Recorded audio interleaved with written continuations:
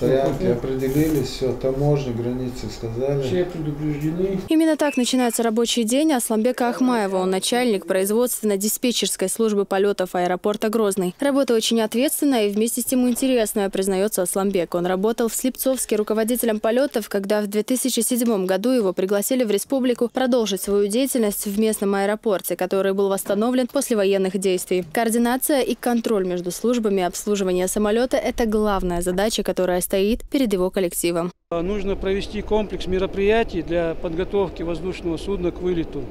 Это все делается заблаговременно. В этом участвует несколько служб. После полной готовности воздушного судна осуществляется посадка пассажиров на воздушное судно. А это Джамал Диатаев, его можно назвать старожилом аэродрома, ведь работает здесь уже 37 лет. Начинал он пилотом, его первый взлет состоялся в 1981 году, а при наступлении пенсионного возраста стал штурманом.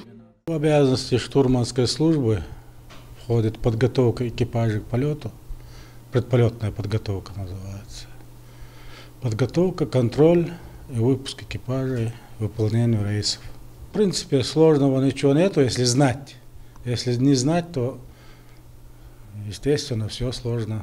Сегодня он прокладывает путь самолета, исчисляет перемещения и отмечает передвижение на карте. И перед взлетом экипаж знакомится с планом действий именно у него. После ознакомительной работы все переходит в руки авиадиспетчеров. Эти кабинки – святая святых аэродрома, ведь именно здесь регулируют движение самолета в воздухе. Взлет 10:40, сколько прошу? 10:60. Записал 10:60.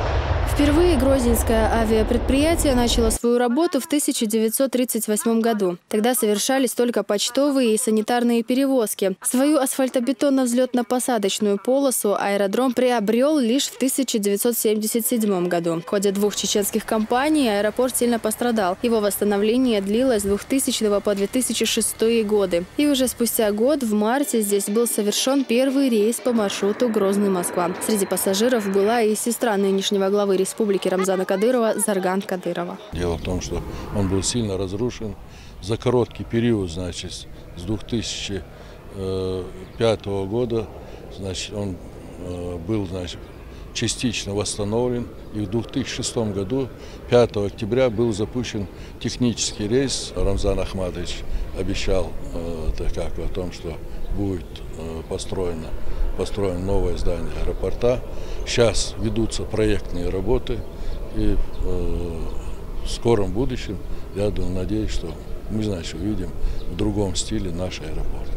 Сегодня аэропорт Грозный обслуживают 4 авиакомпании – Ютейр, Руслайн, Редвинск и Грозный авиа. У последней в наличии 8 самолетов, в основном это Як-42. Как минимум в день здесь совершается 3 рейса, наиболее часто в Москву. Также открыты в республике и международные рейсы. В 2009 году сертификат на это выдал Межгосударственный авиационный комитет. Теперь в планах и строительство нового здания аэропорта Грозный. Луиза Хатуева, Муслим Типаев, Дауд Куруев. Новости.